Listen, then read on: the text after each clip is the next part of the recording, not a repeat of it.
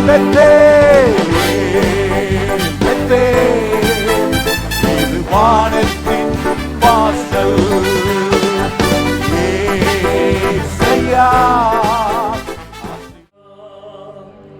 எங்களுக்குள்ளே வாசம் செய்யும் ஆவியானவரே, இந்த நாளிலும் சித்தம் போல் நடத்தி செல்லும் ஐயா. எங்களுக்குள்ளே வாசம் செய்யும் ஆவியானவரே, இந்த நாளிலும் சித்தம் போல் நடத்தி செல்லும் ஐயா. ஆவியானவரே, ஆவியானவரே, பரிசுத்த ஆவியானவரே, ஆவியானவரே, ஆவியானவரே, பரிசுத்த ஆவியானவரே, எங்களுக்குள்ளே வாசம் செய்யும் ஆவியானவரே, இந்த நாளிலும் சித்தம் போல் நடத்தி செல்லும் ஐயா. எங்களுக்குள்ளே ஆவியானவருக்கு ஒப்பு கொடுக்கிறோம். ஆராதனை நீர் வழிநடத்தும் ஐயா.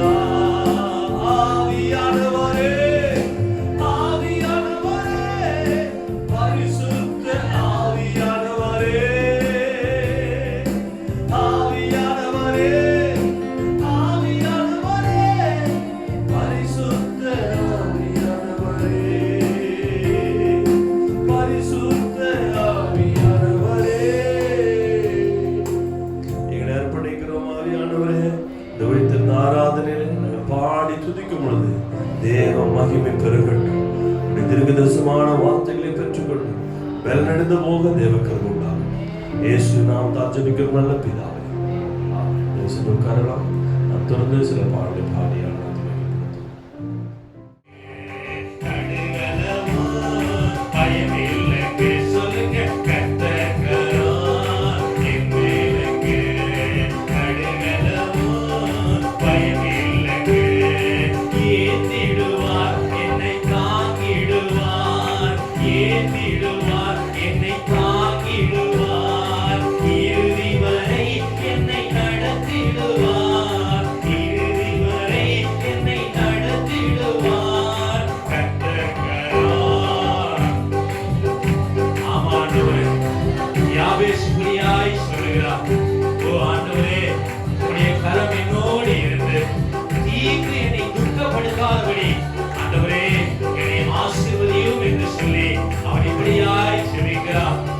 செவித்ததை கர்த்தரது ஜெபத்தை கேட்டார். சகோதரியே, உன் வாழ்க்கையில கர்த்தர் யாவேசை போல உன் எல்லைகளை விரிவாகும், உன்னுடைய குடும்பங்கள் பெருகும். ஓ, கர்த்தருடைய கரம் மேல் இருக்கிறது. கர்த்தர் கரம் என் மேல் இருக்கு, கைவிலங்கு கூட்டிடுவார், ஆட்டிடுவார், கூட்டிடுவார், காலாட்டிடுவார். எதிரி வந்தார் எத்திடுவார், எதிரி வந்தார் எத்திடுவார். கர்த்தர் கரம் என் மேல் இருக்கு, கடுகளவும் சொல்லுங்க.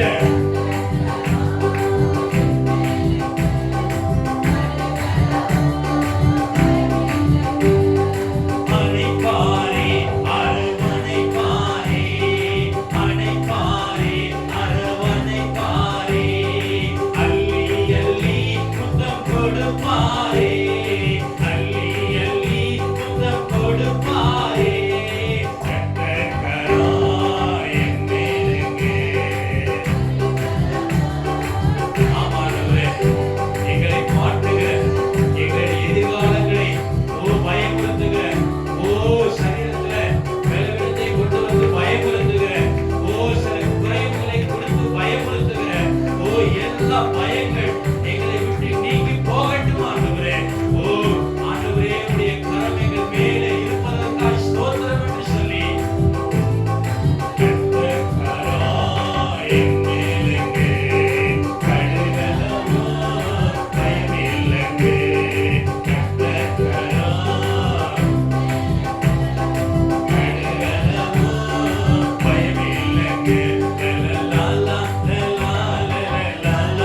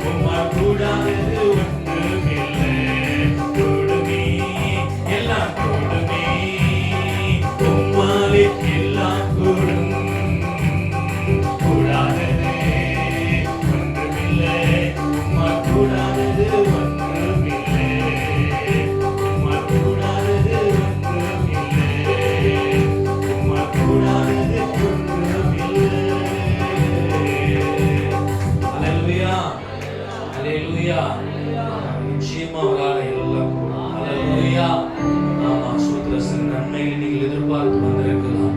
ஆமா ஸ்தோத்திரம். நிச்சயமா கர்த்தர் அதை பண்ணுவார். நீங்கள் எதிர்பார்க்கிற முடிவை கர்த்தர் உங்களுக்கு கொடுப்பார். ஹalleluya. ஹalleluya. இன்னும் காற்றையும் பார்க்கல, மழையும் பார்க்கல, ஆனாலும் ஏற்ற வேளையில் ஆண்டவர் சொல்லி இருக்கிறார்.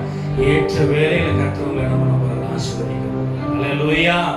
ஹalleluya. ஸ்தோத்திரம். நாம் இன்னொரு பாடலை பாடுவோம். பாடலை பாடல் இயேசுவின் பிள்ளைகள் நாங்கள் எப்போதும் மகிழ்ந்திருப்போம். இயேசுவின் பிள்ளைகள் எப்போதும் மகிழ்ந்திருப்போம். ஹalleluya. எல்லாருக்கும் தெரிஞ்ச பாடல் என் கூட கரங்களை தட்டி சேர்ந்து பாடுவோம். இயேசுவின் பிள்ளைகள் நாங்கள் எப்போதும் மகிழ்ந்திருப்போம். இயேசுவின் பிள்ளைகளே எப்போதும் மகிழ்ந்திருங்கள்.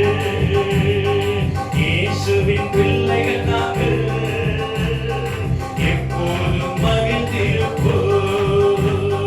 இயேசுவின் பிள்ளைகளே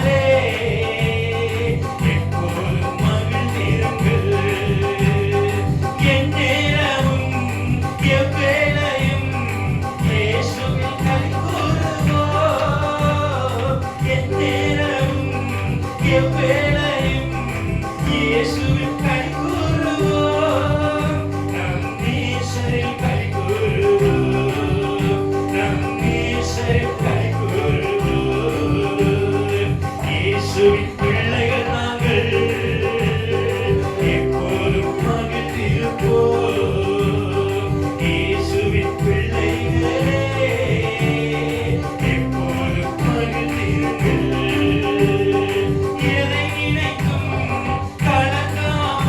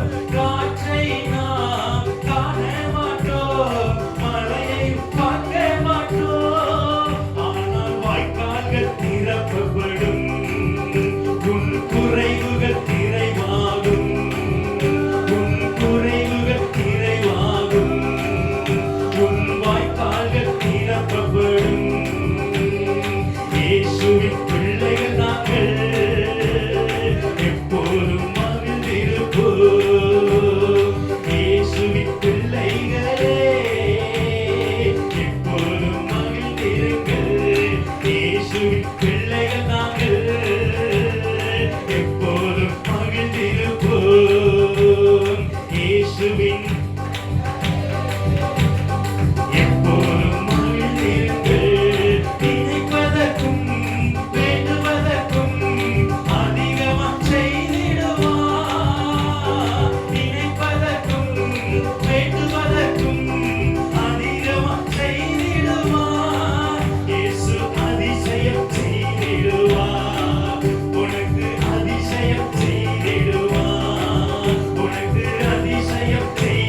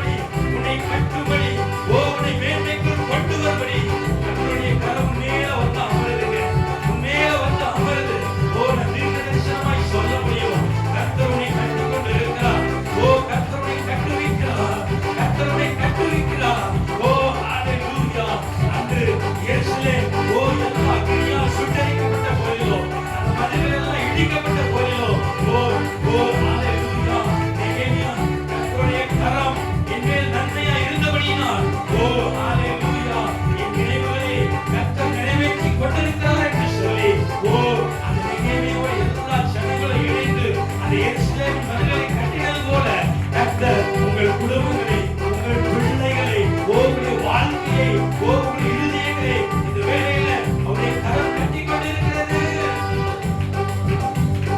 இவள சகர தரவர ஓ இவள சகர தரவர ஓ ஹalleluya.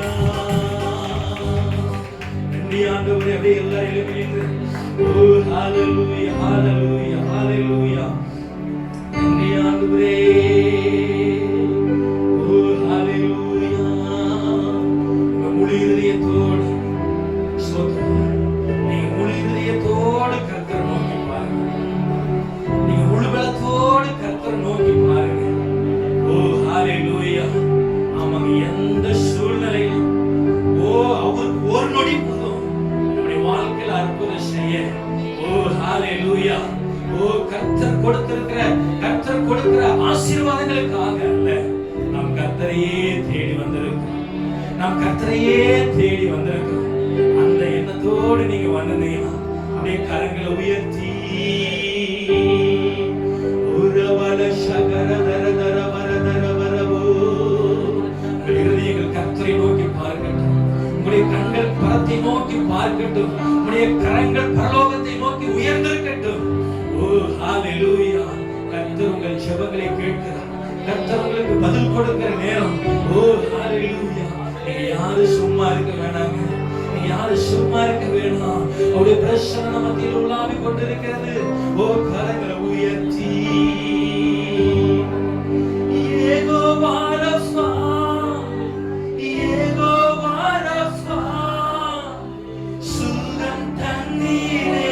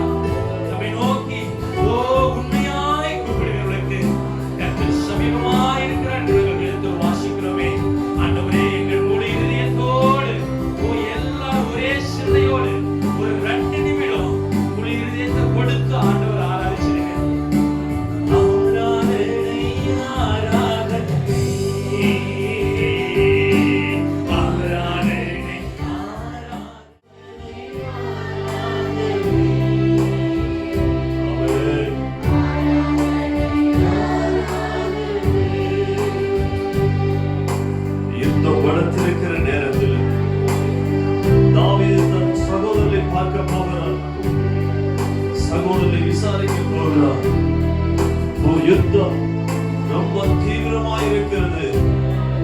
கோலியாத் தேவ ஜனங்களுக்கு விரோதமாய் கர்ஜிக்கிறான். ஓ ஹalleluya. உங்களுக்கு விரோதமாய் பல கர்ஜிக்கிறார்களா? உங்களை விழுப்படும்படியாய், உங்களை அழிக்கும்படியாய் பல கர்ஜனையோடு கூட நிற்கலாம். கர்த்தருடைய காலங்களில ஹalleluya. தாவீது சொல்லுகிறார், நான் இங்கு வந்ததற்கு முகாந்திரம் இல்லையா? ஓ தேவ ஜனமே, இந்த உயிர்த்தெழுந்த ஆராதனையில நீ இந்த ஆலயத்துக்கு வந்திருப்பதற்கு ஒரு முகாந்திரம் உண்டு. கர்த்தர் ஒரு சில ஜெயத்தை கர்த்தர் இன்று உனக்கு தரப்போகிறார். உனக்கு விரோதமாய் எழுப்பி கர்ஜிக்கிற கள வியாதிகள், அந்த வியாதியுடைய அழிக்கலாம் என்று எழுதி கொண்டிருக்கலாம். பலவிதமான கடன் பிரச்சனைகளை அழித்து போடலாம் என்று நின்று கொண்டிருக்கலாம். கர்த்தர் வந்ததற்கு ஒரு முகாந்திரம் உண்டு. கர்த்தர் கோலியாத்தை சங்கா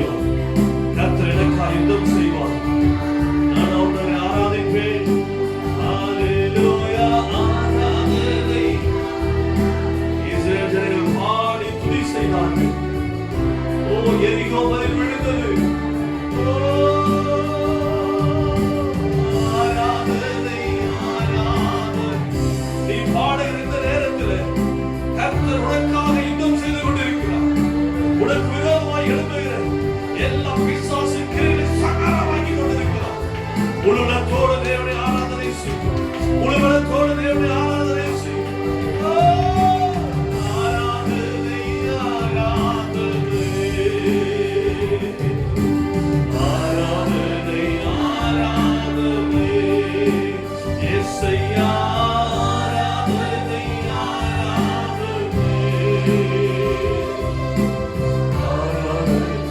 ஆராதனை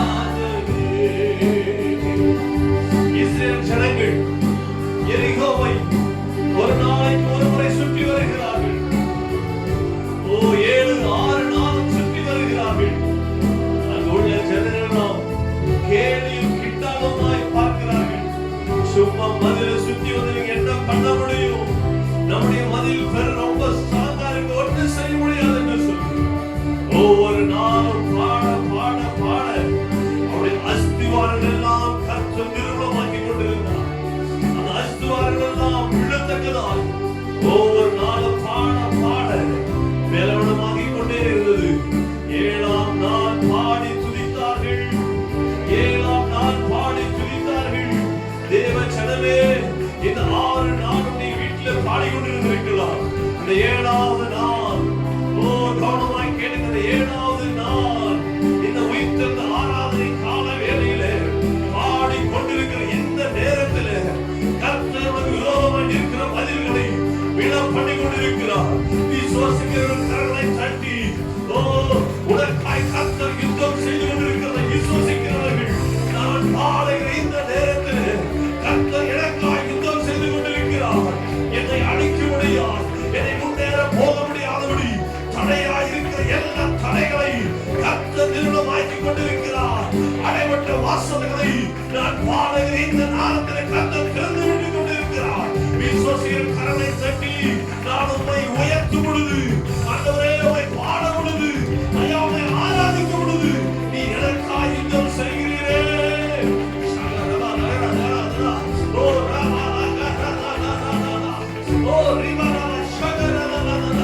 நாம் பாடுகிற இந்த நேரம் வெற்றி நேரம். ஆராதனை ஆராதனை ஆராதனை ஆராதனை இயேசையா ஆராதனை ஆராதனை ஆராதனை ஆராதனை. நன்றி பிதாவே, நன்றியோடு துதிக்கிறோம், நாங்கள் ஸ்தோத்திரிக்கிறோம். இன்று வந்ததற்கு ஒரு முகாந்திரம் உண்டு. இன்னும் ஆலயத்தில் கால் வைத்திருப்பதற்கு ஒரு முகாந்திரம் உண்டு. நாங்கள் விசுவசிக்கிறோம், நாங்கள் விசுவசிக்கிறோம், நாங்கள் விசுவசிக்கிறோம். பாடல் வேலை எங்களோடு ஈடுபட்டு கொண்டே இருந்தீர்கள். நாங்கள் விசுவசிக்கிறோம் ஆண்டவரே. ஹல்லேலூயா. நன்றி ஆண்டவரே, நன்றி ஆண்டவரே. நாங்கள் வந்ததற்கு முகாந்திரம் உண்டு. இன்று நாங்கள் ஆலயத்தில் நிற்பதற்கு முகாந்திரம் உண்டு. எனக்காக யுத்தம் செய்து கொண்டிருக்கிறேன். எனக்காக நீ வழக்காடி கொண்டிருக்கிறீர்கள் ஆண்டவரே. நாங்கள் முன்னேறி செல்வதற்கு, நாங்கள் வெற்றி அடைவதற்கு, ஜெயம் பெறுவதற்கு எங்களுக்காக நீ யுத்தம் செய்து கொண்டிருக்கிறதற்காக ஸ்தோத்திரமா. இஸ்ரேல் ஜனங்கள் வாழபடியாய், பிழைக்கபடியாய், அந்த கானானின் செழிப்பை புசிக்கபடியாய் போகிற பிரயாணத்தில் தடையாயிருந்த எல்லா ராஜாக்களை சங்காரமாக்கி நீர் ஆண்டவரே. நாங்க போகிற பிரயாணத்துக்கு விரோதமாக இருக்கிற எல்லா பிசாசின் ராஜ்யங்களை நீங்க அழித்து கொண்டு போவதற்காக ஸ்தோத்திரம்பா. வியாதிகளை அழிக்கிறீர், அன்று பலவிதமான போராட்டங்களை அழிக்கிறீர், எங்கள் துக்கங்களை சந்தோஷமாய் மாற்றுகிறீர், அழுகை ஆனந்தங்களை பாய் மாற்றி எங்களை முன்னேற பண்ண வைக்கிறீர். உமக்கு ஸ்தோத்திரம், உமக்கு ஸ்தோத்திரம், உமக்கு ஸ்தோத்திரம் ஆண்டவரே. உங்களுடைய பிரச்சனைகள் மத்தியில் இருப்பதற்காக நன்றி. தொடர்ந்து மீதியான தொடர்ந்து இயேசுவின் நாமத்தில் பிதாவே, ஆமென், ஆமென். அல்லேலூயா. எத்தனை பேர் சந்தோஷமா இருக்கிறீங்க? அல்லேலூயா. ஆராதனையில சந்தோஷமா பண்ணீங்களா?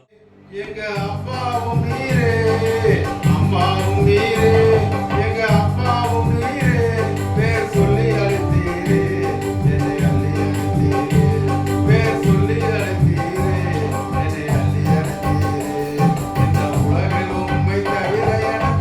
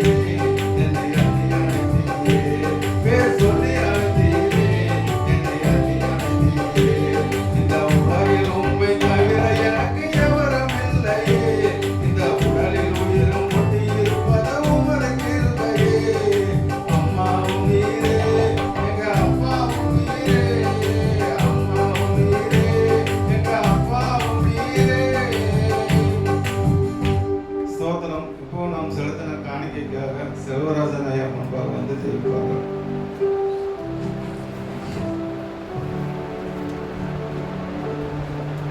ஹல்லேலூயா. உமக்கு நன்றி செலுத்துகிறோம் ஆவியானவரே, நன்றி செலுத்துகிறப்பா. இந்த ஆசீர்வதிக்கப்பட்ட புதிய நாளுக்கு நன்றி செலுத்துகிறப்பா. இந்த நாளிலும் கூட உமது பிள்ளைகளை எங்களை கூடி வரச்சு தகப்பனையும் நாமத்தை மகிமைப்படுத்த, நாமத்தை உயர்த்த கொடுத்த இந்த நல்ல ஆண்டவரை தரத்துக்காக நன்றி செலுத்துகிறோம் ஆண்டவரே. அது மட்டும் இல்லாதபடிக்கு ஆண்டவரை இந்த வருத்தின் ஆண்டவரே இப்போ கடந்த 7 மாதங்கள் தகப்பனே எங்களை கண்மொழியை பாதுகாத்து எத்தனையோ நெருக்கங்கள், போராட்டங்கள், பிரச்சனைகள், அப்பா நிந்தைகள், அவமானங்கள், ஆண்டு விபத்துகள், ஆபத்துகள் அப்பா மறிக்கும் கூட தருவாய் இருந்து கூட எங்களை அத்தனை இடங்களுக்கு உங்களை நீங்களாக்கி எங்களை இம்மட்டு பண்ணி பாதுகாத்து இந்த நாளில் ஆராதிக்க நன்றி சொல்ல எங்களை பிடிச்ச தேவைக்காக மீண்டுமா நன்றி செலுத்துகிற ஆண்டவரே. அப்பா இந்த நாள் ஆண்டவரே கொடுக்கப்பட்ட காணிக்கையாகவும் சமத்தை கடந்து வருகிறோம் ஆண்டவரே. அப்பா இந்த நாள் அப்பா எங்களுக்கு கொடுத்த ஆசீர்வாதத்திலிருந்து நீ கொடுத்த தொழிலிருந்து ஒரு பகுதி உங்களுக்கு ஆண்டவரே காணிக்கையாக கொடுத்திருக்கிறோம் ஆண்டவரே.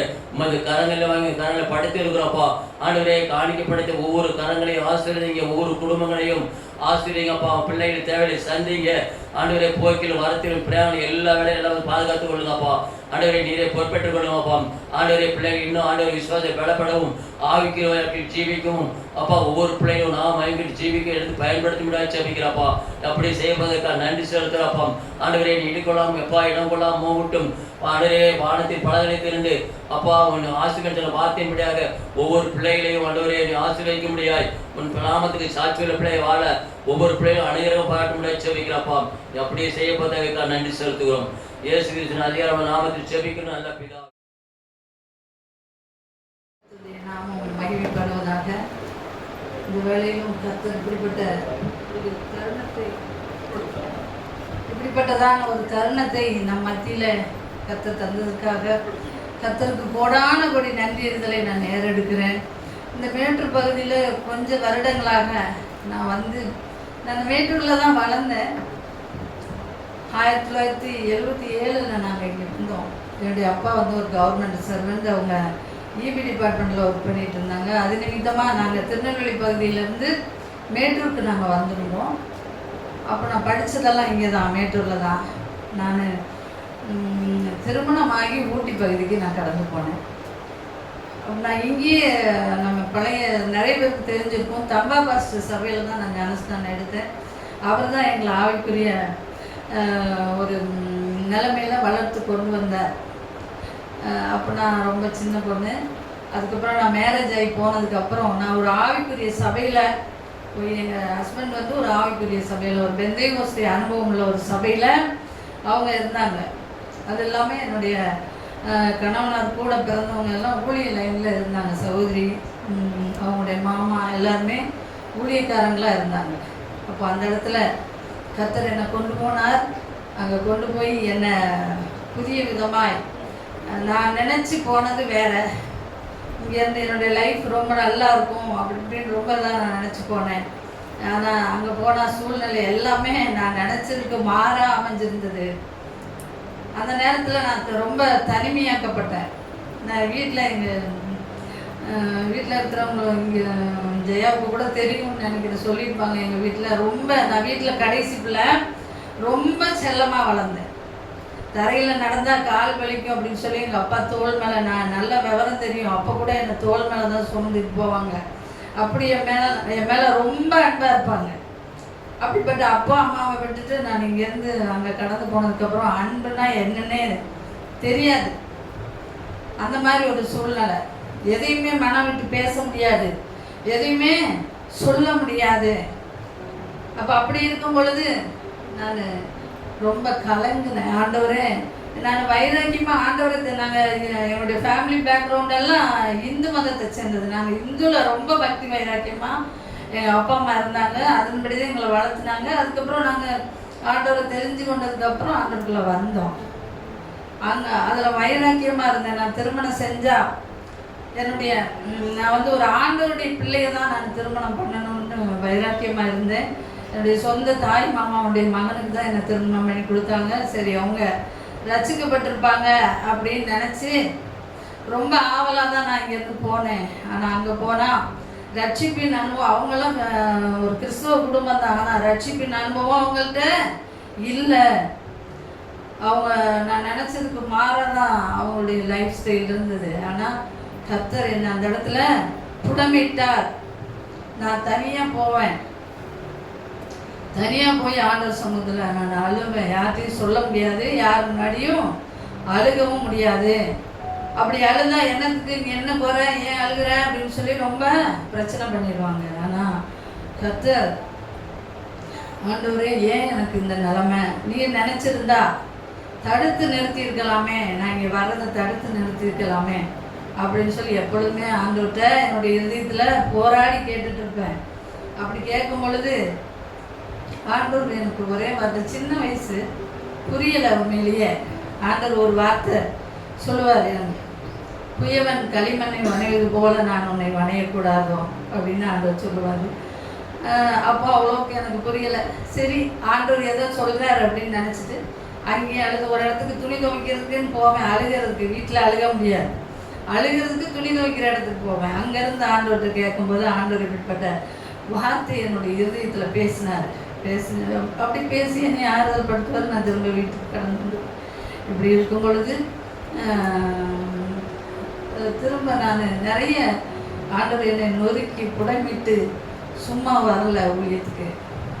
நான் அதிகமாக ஒன்றும் படிக்கலை, கொஞ்சம் தான் படிச்சிருக்கிறேன். 10th ஸ்டாண்டர்ட் வரைக்கும் தான் நான் படித்தேன்.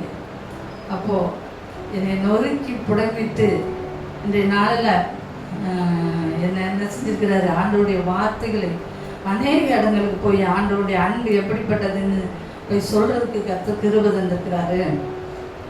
அவருடைய அன்பை என்ன சொன்னாலும் பத்தாது. இப்படி நான் வாழ்ந்து கொண்டிருக்க போராட்டமான ஒரு வாழ்க்கை. இப்படி நான் வாழ்ந்து கொண்டிருக்கும் பொழுது 2010 என்னுடைய கணவனார் என்னை விட்டு கடந்து போகக்கூடிய ஒரு சூழ்நிலை. அப்போ நான் ரொம்ப கலங்கினேன்.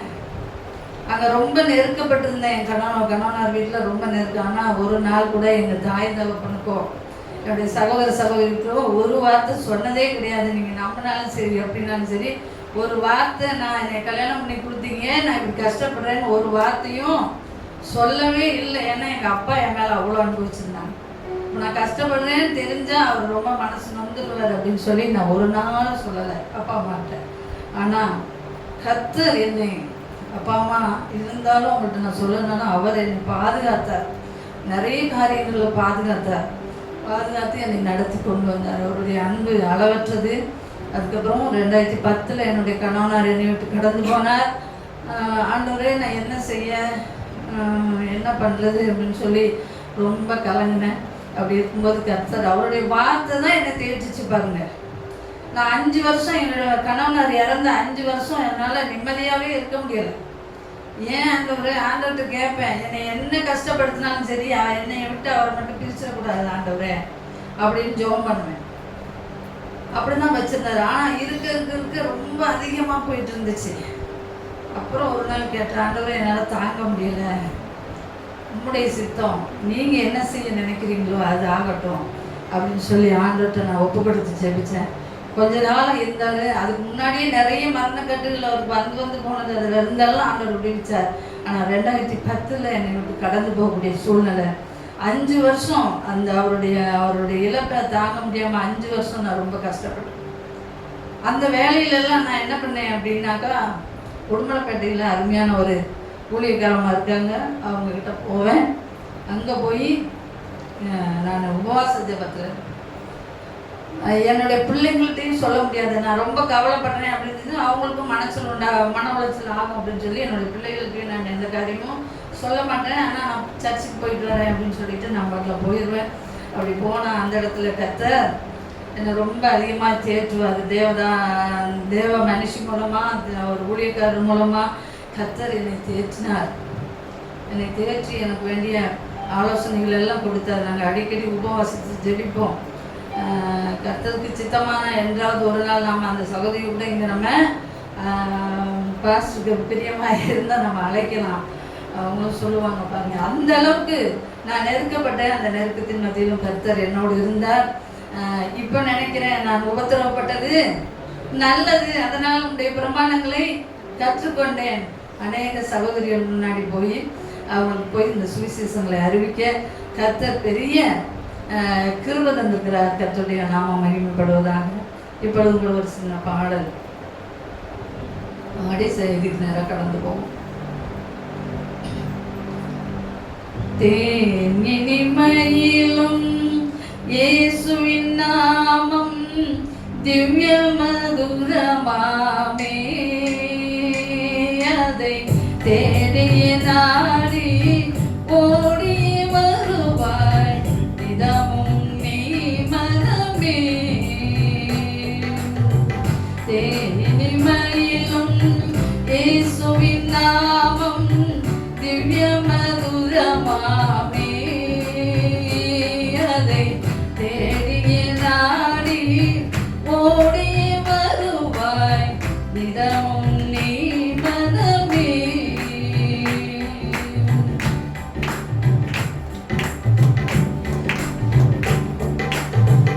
பாவியை மீட்க தாவிய உயிரை தாமே ஈந்தவரா, பின்னும் மேவிய கருணை நிலைப்பதமுண்டு நிதம் துதியன் மனமே. பாவியை மீட்க தாவிய உயிரை தாமே ஈந்தவரா, பின்னும் மேவிய கருணை நிலைப்பதமுண்டு நிதம் துதியன் மனமே. தேனினிமையிலும் இயேசுவின் நாமம் திவ்ய மதுரமாமே,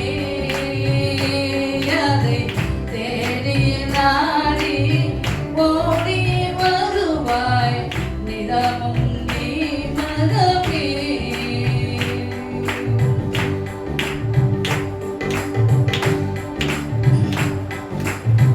துன்பத்தில் இன்பம் தொல்லையில் நல்ல துணைவராம் நேசரிடம் நீயும் அன்பனை சேர்ந்தால் அனைத்துணை காப்பார் ஆசைகள் நீ மனமே.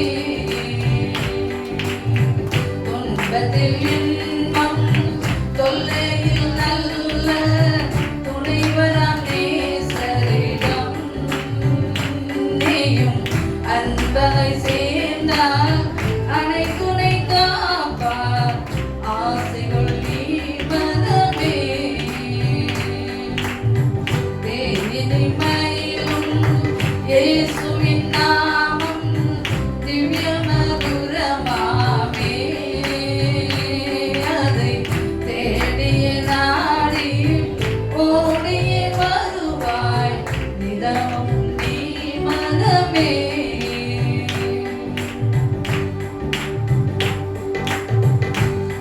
உலகத்தாரும் மேலோகத்தாரும் புகழ்ந்து போற்றும் நாமம், அதை கொண்டு கொண்டால்தான் பொன்னகர் வாழ்வில் புகுவாய் நீ மனமே. உலகத்தாரும் மேலோகத்தாரும் புகழ்ந்து போற்றும் நாமம், அதை கொண்டு கொண்டால்தான் பொன்னகர் வாழ்வில் புகுவாய் நீ மனமே. தேனினிமையிலும் இயேசுவின் நாமம் திவ்ய மதுரமாமே, அதை தேடிய நாடி ஓடி வருவாய் நிதமும் நீ மனமே. நிதமும் நீ மனமே. நிதமும் நீ மனமே. ஸ்தோத்திரம். நல்ல ஒரு செய்தி. நான் இந்த ஜனங்களுக்கு என்ன செய்தி கொடுக்கலாம் ஆண்டவரே அப்படின்னு சொல்லி இரவு நேரத்தில் தியானிக்கும் போது அருமையான ஒரு வார்த்தையை கொடுத்தார். ஏசாயா 55ஆம் அதிகாரம்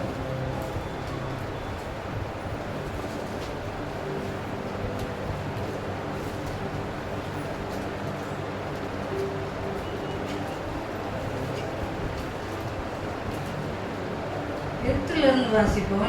ஏசாயா 55:8.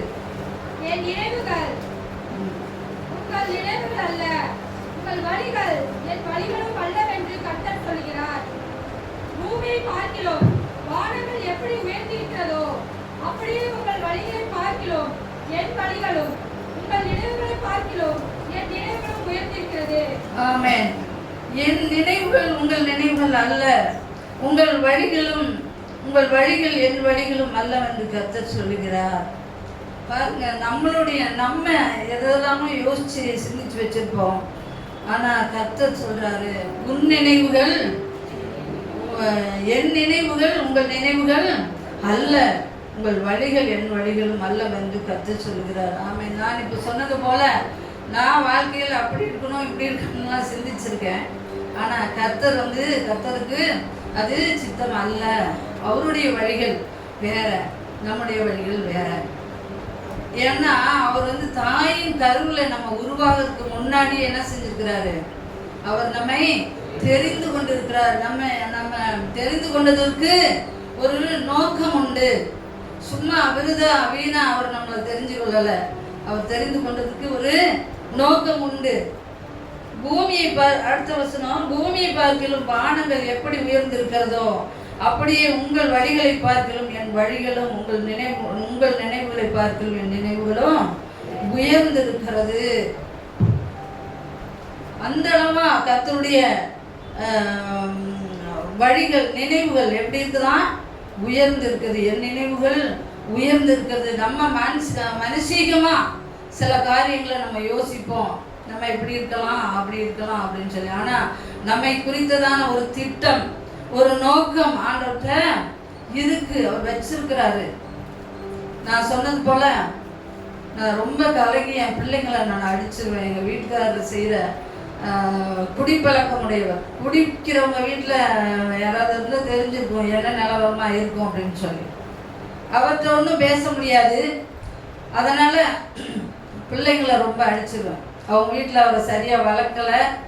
அதனால தான் என்னுடைய லைஃபு வீணாக போச்சு. அதனால் நீங்கள் ஒழுங்காக இருக்கணும் அப்படின்னு சொல்லி என் பிள்ளைங்களை அடிச்சிருவேன். பயங்கரம். அந்த டென்ஷனாக பிள்ளைங்கள்ட்ட தான் காட்டுவேன். அது எப்படி வேதனைப்படும்படியாக, அவங்க சரீரம் வேதனைப்படும்படியாக நான் ரொம்ப அடிச்சிருவேன்.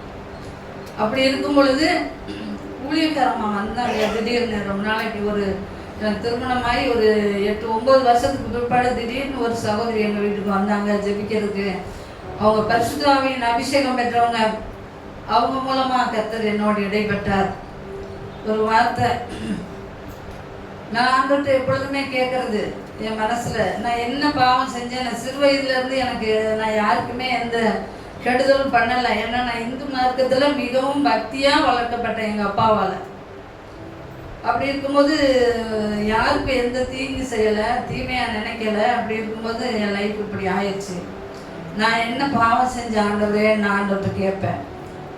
அதுதான் எப்பொழுதுமே கேட்பேன், நான் என்ன பாவம் செஞ்சேன்னு இப்படிப்பட்ட வாழ்க்கை எனக்கு கொடுத்தீங்க அப்படின்னு நான் ஆண்டவர்கிட்ட கேட்பேன். அப்படி கேட்கும் பொழுது அப்படின்னு கேட்டுட்டு இருந்தேன். அப்போது அந்த சகோதரி வந்தப்போ அவங்க மூலமாக ஆண்டவர் என்ற இடம்பெட்டார். நீ எப்பொழுது என்னோட என்ன செஞ்சிட்டு இருக்கிற?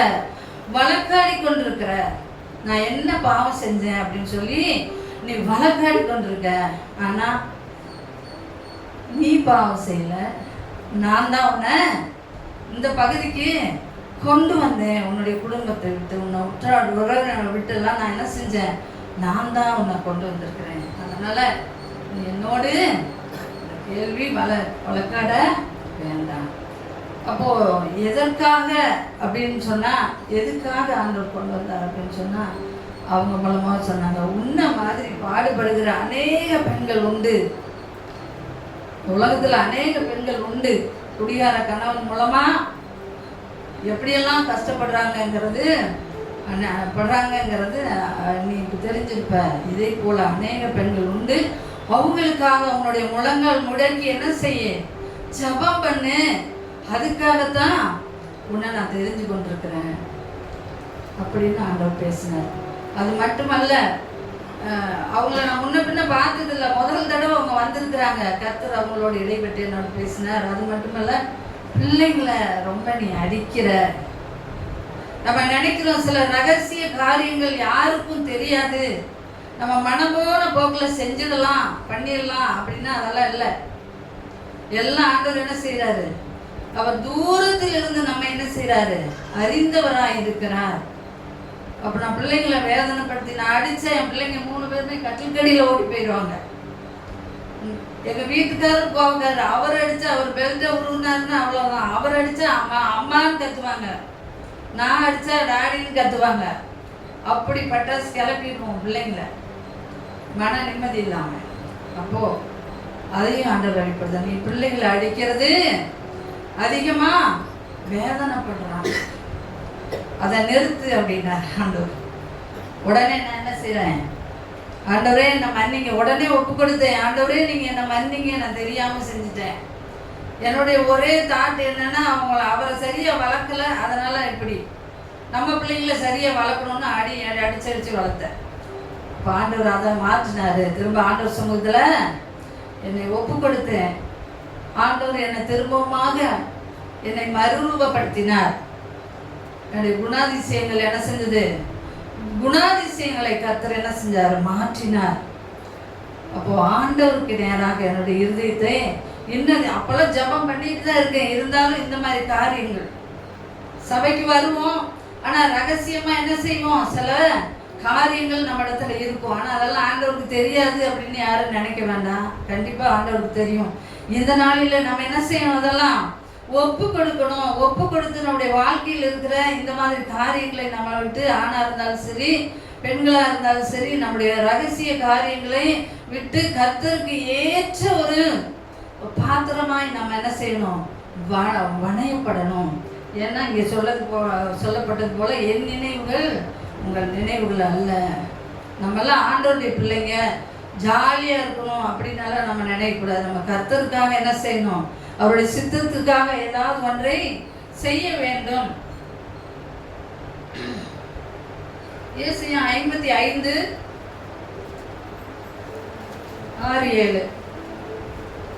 கர்த்தரை கண்டறியத்தக்க சமயத்தில் அவரை தேடுங்கள், அவர் சமீபமாய் இருக்கையில் அவரை நோக்கி கூப்பிடுங்கள். துன்மார்க்கன் தன் வழியையும் அக்கிரமக்காரன் தன் நினைவுகளையும் விட்டு கர்த்தரிடத்தில் திரும்ப கடவன், அவர் அவன் மேல் மனதுருகுவார். நம்முடைய தேவனிடத்துக்கே திரும்ப கடவன், அவர் மன்னிக்கிறதுக்கு தயை பெற்றவராய் இருக்கிறார். ஆமென். கர்த்தரை கண்டறியத்தக்க சமயத்தில் அவரை தேடுங்கள், அவர் சமீபமாய் இருக்கையில் அவரை நோக்கி கூப்பிடுங்கள். அப்ப இந்த சமயம் என்ன சமயம், நமக்கு கர்த்தரை தேடக்கூடிய ஒரு சமயம். இது நல்ல வாய்ப்பு. எத்தனையோ பேர்களுக்கு கிடைக்காத ஒரு ஸ்லாக்கியம் நமக்கு கர்த்தர் கொடுத்திருக்கிறார். கர்த்தரை கண்டடையத்தக்க சமயத்தில் அவரை தேடுங்கள், அவர் சமீபமாய் இருக்கையில் அவரை நோக்கி கூப்பிடுங்கள். அப்போ கர்த்தர் இந்த நாளிலே நமக்கு மிகவும் சமீபமாக இருக்கிறார். சில காரியங்கள் நம்ம விட்டு, சில காரியங்களில் நம்ம என்ன செஞ்சிருப்போம், அடிமைப்பட்டிருப்போம். ஏதாவது ஒரு காரியத்தில் நம்ம என்ன செஞ்சிருப்போம், சிக்கியிருப்போம். அதில் இருந்தெல்லாம் நம்ம என்ன செய்யணும், வெளியே வந்துடணும். அது எப்படி வெளியே வர முடியும், அதுக்கு தான் பரிசுத்த ஆவியானவருடைய அபிஷேகத்தை பெற்றுக்கொள்ளணும்.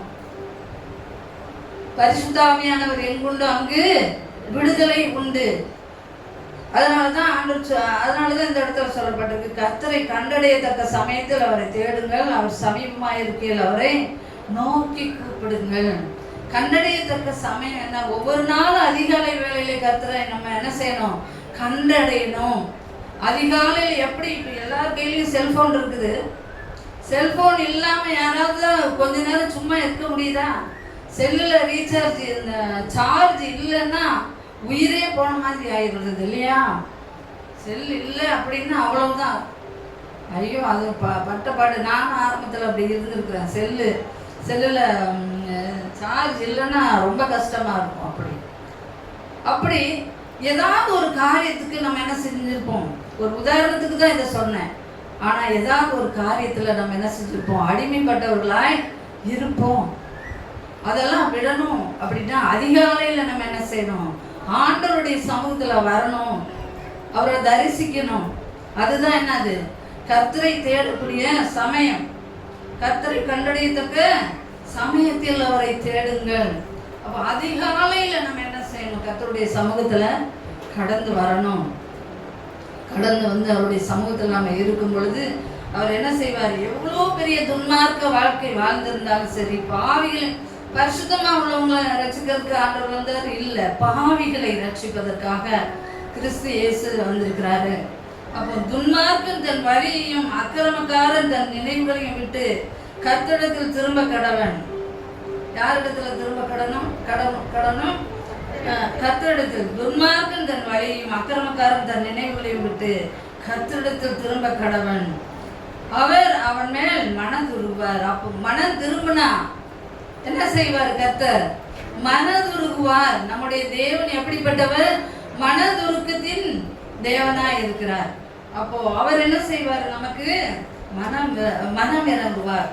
கர்த்தரிடத்தில் திரும்பும் போதுதான் அவர் அவன் மேல் மனதுருகுவார். நம்முடைய தேவனிடத்திற்கே திரும்ப கடவன். அவர் மன்னிக்கிறதுக்கு தயை பெருத்திருக்கிறார். எப்பேற்பட்ட பாவமா இருந்தாலும் மன்னிக்க கர்த்தர் தயை பெருத்தவராய் இருக்கிறார். பாருங்க, விபச்சார ஸ்திரியை பார்த்து அநேகர் கல்லறிய வந்தாங்க. நான் நினைக்கிறேன், ஏசப்பா தரையில அந்த அத்தனை பேரும் கல்லறிய நினைக்கும் பொழுது ஏசப்பா என்ன செஞ்சிருப்பாரு? தரையில் எழுதியிருக்கிறாரு. அவங்கவுங்க அந்தரங்க பாவங்கள், ரகசிய பாவங்களை தான் எழுதியிருப்பாருன்னு நான் நினைக்கிறேன். யாராவது துணிஞ்சு கல்லறிய முடியுமா? அவங்கவுங்களுக்குள்ள நீ குணப்பட்ட பின் உன் சகோதரனை குணப்படுத்து, உன் கண்ணில் உத்தரா இருக்கும் போது தூசியை பார்ப்பானே. அப்போ நம்ம குணப்படணும். முதல்ல குணப்படாம நம்ம என்ன செய்ய முடியாது, யாருக்கும் எதுவும் சொல்ல முடியாது. அப்ப அதிகாலையில நம்ம என்ன செய்யணும்? தேவனை தேட வேண்டும். அதுக்காக அதைத்தான் ஆண்டவர் விரும்புகிறாரு. என் பிள்ளை வந்துட்டான், என் பையன் வந்துட்டான் அப்படின்னு சொல்லி. உலக பிரகாரமா நம்ம அப்பா அம்மாவை எப்படி, வயதான அப்பா அம்மாவை பார்த்தா தெரியும் அவங்க பிள்ளைங்க வந்துட்டா எவ்வளோ சந்தோஷமா இருப்பாங்க அப்படின்ட்டு. எனக்கு தெரிஞ்ச ஒரு அம்மா இருந்தாங்க. அவங்களுடைய மகன் ஒரு ஊழியக்காரர் தான். ரொம்ப நாள் அம்மாவை பார்க்கல. திடீர்னு ஒரு நாள் வந்தாங்க. அந்த அம்மா எங்கள் வீட்டில் என் கூட வந்து அடிக்கடி தங்குவாங்க. எங்கள் வீட்டில் 10-15 அவங்க பலவீனமாக இருந்தாங்கன்னா உடனே என்கிட்ட ஓடி வந்துடுவாங்க. ஒரு 10-15 நாள் என் வீட்டிலே வச்சுருந்து அவங்களுக்கு ஆகாரம் கொடுத்து அவங்கள நல்லா கொஞ்சம் பூஸ்டப் பண்ணி அப்புறம் தான் அனுப்புவேன். அப்படி இருக்கும் பொழுது ஒரு நாள் அவங்க மகன் என் கூட வந்தார். பார்த்து அம்மாவுக்கு சந்தோஷம் தாங்க முடியல. பையனுக்கு குளிக்க அந்த அம்மாவே முதுகு தேய்ச்சி விட்டு, அந்த அம்மாவே அவ்வளோ பெரிய மகன், அவர் மகன் 10th படிக்கிறான், அவ்வளோ பெரிய மகனுக்கு துடைக்கிறாங்க. துடைச்சி விட்டு அப்புறம் என்ன செஞ்சாங்க? தேங்காய் எண்ணெய் எடுத்து அவங்களே தேய்ச்சி விட்டு தலை வாரி விட்டு அவ்வளோ ஒரு சந்தோஷம். எனக்கு பார்த்துக்கிட்டு ரொம்ப சந்தோஷம் தாங்க முடியல. இந்த வயசுல இப்படி ஒரு அம்மாவா? நமக்கெல்லாம் இப்படி இல்லையே. ஆனால் எனக்கு ஒரு அம்மாவை போல அவங்க இருப்பாங்க. எனக்கு ஒரு அம்மாவை போல என்னை ரொம்ப அன்பாக கவனிப்பாங்க. என் வீட்டில் எத்தனை நாள் இருக்காங்களோ அத்தனை நாள் எனக்கு ரொம்ப சந்தோஷமாக இருக்கும். அவங்க போகும்போது, எங்கள் வீட்டை விட்டு போகும்போது எனக்கு பெரிய உண்மையிலே மனம் இருக்காது. அப்படி ஒரு அன்பு. உலக பிரகாரமா இருக்கிற அம்மா அப்பாவுக்கு எப்படி அப்படின்னா, நம்மை தாயின் கருவிலே உருவாக்கின தேவன் நம் மீது எவ்வளவு அன்பாய் இருப்பார். அதனாலதான் அப்போ அதிகாலையில் நம்ம ஆண்டவர் சமூகத்தில் போகும் பொழுது நம்ம ஆண்டவர் என்ன செய்வாரு? மிகவும் அன்பா இருப்பாரு. என் பிள்ளை வந்துட்டான், என் மக வந்துட்டான் அப்படின்னு சொல்லி என்ன செய்வாரு? அன்பா இருப்பார். பூமியை அப்படி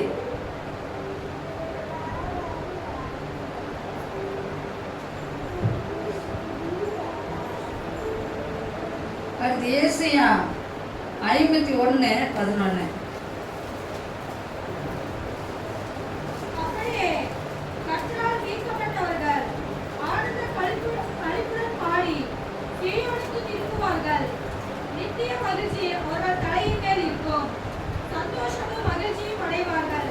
சஞ்சலமும் தவிப்பும் ஓடிப்போம். ஆமா, துன்மார்க்கன் தன் துன்மார்க்கத்தை விட்டு மனம் திரும்பும் போது எப்படி இருப்பாரு? கர்த்தர் மனம் இறங்குவார். இங்க என்ன சொல்லப்பட்டிருக்குது? ஏசாயா 51:11. அப்படியே கர்த்தரால் மீட்கப்பட்டவர்கள் ஆனந்த களிப்புடன் பாடி சீயோனுக்கு திரும்பி வருவார்கள். நித்திய மகிழ்ச்சி அவர்கள் தலையின் மேல் இருக்கும். சஞ்சலமும் சந்தோஷமும் மகிழ்ச்சியும் அடைவார்கள். சஞ்சலமும் தவிப்பும் ஓடிப்போம். காலையில் இந்த ஆராதனையில் வந்திருக்கும் பொழுது உண்மையிலே மிகுந்த மன மகிழ்ச்சி.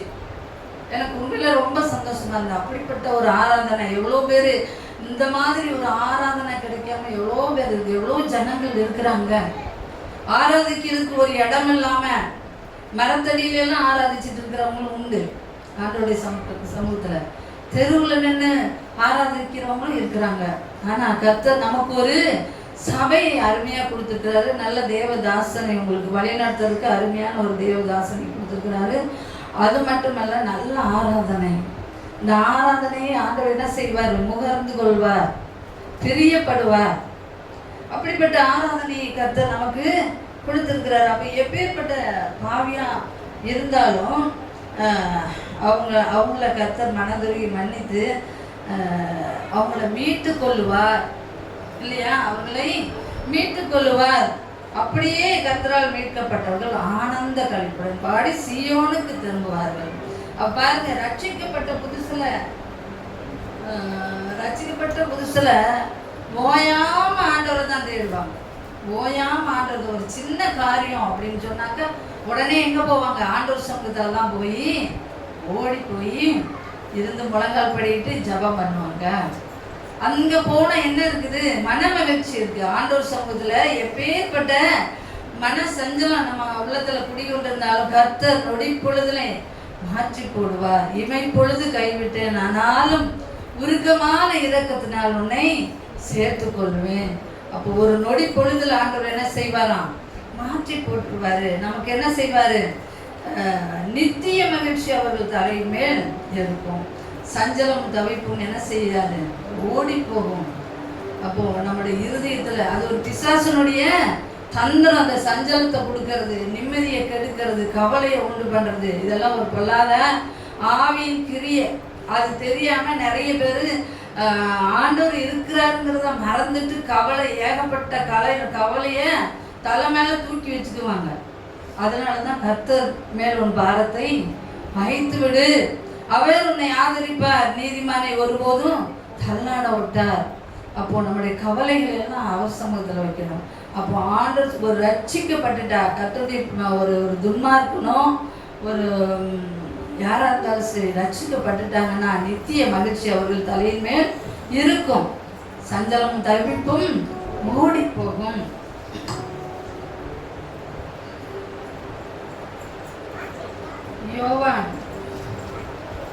யோவான் 14:27. சமாதானத்தை உங்களுக்கு வைத்து போகிறேன், என்னுடைய சமாதானத்தையே உங்களுக்கு கொடுக்கிறேன். உலகம் கொடுக்கிற பிரகாரமா நான் உங்களுக்கு கொடுக்கிறதில்லை. உங்கள் இருதயம் கலங்காமலும் பயப்படாமலும் இருப்பதாக. ஆமென். பாருங்க, இங்க என்ன சொல்லப்பட்டிருக்குன்னா, இயேசு கிறிஸ்து தன்னுடைய சீசர்களுக்கு சொல்றாரு, சமாதானத்தை உங்களுக்கு வைத்து போகிறேன், என்னுடைய சமாதானத்தையே உங்களுக்கு கொடுக்கிறேன். உலகம் கொடுக்கிற பிரகாரம் நான் உங்களுக்கு கொடுக்கிறதில்லை. உங்கள் இருதயம் கலங்காமலும் பயப்படாமலும் இருப்பதாக. அப்ப பாருங்க, நம்முடைய தேவன் நமக்கு சமாதானம் கொடுக்க வல்லவராய் இருக்கிறார். சமாதானத்தை வைத்திருக்கிறார் நம்முடைய இருதயத்துக்கு. சமாதானத்தை உங்களுக்கு வைத்து போகிறேன். அவருடைய சமாதானம் நான் உங்களுக்கு உலகம் கொடுக்கிற பிரகாரமாய் கொடுக்கறதில்லை. பாருங்க, உலகத்துல ஒரு மனுஷியோ நமக்கு என்ன செய்வாங்க? ஆறுதல் சொல்லுவாங்க. நான் இருக்கேன், நான் அப்படி பண்றேன் இப்படி பண்றேன்னு சொல்லுவாங்க. ஆனா சமயம் வரும்போது நழுவி போயிடுவாங்க. கழுவுன மீன்ல நழுவுன மீன் மாதிரி நழுவி போய்விடுவார்கள். ஆனா சமாதானம் அவங்களுக்கு ரொம்ப ஆறுதல் சொல்லுவாங்க. நான் அப்படி செய்வேன் இப்படி செய்வேன் அப்படி ரொம்ப ஆறுதல் சொல்லுவாங்க. ஆனா அப்படி செய்வாங்களா அப்படின்னு பார்த்தா செய்ய மாட்டாங்க. அதான் மனுஷரை நம்புவதை பார்க்கலும் கர்த்தர் பேரில் பற்றுதலாக இருப்பதே நலம். அப்போ நம்ம ஆண்டவர் சமூகத்தில் வரும்பொழுது தான் அவர் சொல்றாரு, உங்களுக்கு உலகம் சமாதானத்தை உங்களுக்கு வைத்து போகிறேன், என்னுடைய சமாதானத்தை உங்களுக்கு கொடுக்கிறேன். உலகம் கொடுக்கிற பிரகாரம் நான் உங்களுக்கு கொடுக்கிறதில்லை. உங்கள் இருதயம் கலங்காமலும் பயப்படாமலும் இருப்பதாக. இப்படி ஒரு மனுஷன் சொல்ல முடியுமா? பயப்படாம இரு, நான் இருக்கேன் அப்படின்னு சும்மா வாயில சொல்லுவாங்க. ஆனா உண்மையில செய்வாங்களாங்கிறது சந்தேகம்தான். ஆனா ஆண்டவர் நம்மளுக்கு திட்டமா சொல்றாரு, உங்கள் இருதயம் கலங்காமலும் பயப்படாமலும் இருப்பதாக. அப்போ இந்த நாளில் நம்ம எதை குறித்தும் என்ன செய்ய வேண்டாம்? கவலைப்பட வேண்டாம். பயப்பட வேண்டாம், எதை குறித்தும் கலங்கவும் வேண்டாம், பயப்படவும் வேண்டாம். ஏன்னா கர்த்தர் நமக்காக என்ன செய்வார்? யுத்தம் செய்வார். நீ பாட்டு கூட அழகா சொல்லணும், கர்த்தர் நமக்காக யுத்தம் செய்வார், கடுகளவும் பயம் வேண்டாம். அப்போ பயப்படவே வேண்டாம் தான் ஆண்டவர் சொல்றாரு. நம்மை பார்த்து கலங்க வேண்டாம்னு சொல்றாரு. அவருடைய சமாதானத்தை நமக்கு தந்திருக்கிறாரு. யாரெல்லாம் ஆண்டவரை விசுவாசிக்கிறாங்களோ அவங்கெல்லாம் என்ன செய்வாங்க? கர்த்தருடைய அவருடைய இருதயத்துல எல்லாம் என்ன இருக்கும்? சமாதானம் குடிகொண்டிருக்கும். பிரச்சனைகள் உலகத்துல உங்களுக்கு உபத்திரம் உண்டு, ஆனாலும் திடன் கொள்ளுங்கள், நான் உலகத்தை ஜெயித்தேன்னு சொல்லியிருக்கிறாரு. உலகத்துல நம்ம அப்படியே சுகபோகமா இருப்போம் அப்படின்னு அவர் சொல்லியிருக்காரா? இல்லை, உலகத்துல உங்களுக்கு உபத்திரம் உண்டு. அப்போ உபத்திரங்கள் வருவது அவசியம். ஒரு ஆண்டவருடைய பிள்ளைக்கு உபத்திரம் வருவது கண்டிப்பா அவசியம். அப்பதான் நம்ம என்ன செய்ய முடியும்? அழித்து போகிற பொன் அக்கினியினால சோதிக்கப்படுவது போல நமக்கு ஒரு சோதனை கண்டிப்பா தேவை. அது இருந்தா தான் நம்ம என்ன செய்வோம்? ஆண்டவர்கிட்ட அந்த சோதனை இருந்தா தான் நம்ம பொன்னாய் விளங்க முடியும், சும்மா விளங்க முடியாது. சோதனைகளை சகிக்கிறவன் பாக்கியவான், இல்லையா? அப்போ அப்படிப்பட்ட சமாதானத்தை கர்த்தர் நமக்கு கொடுக்க வல்லவராய் இருக்கிறார்.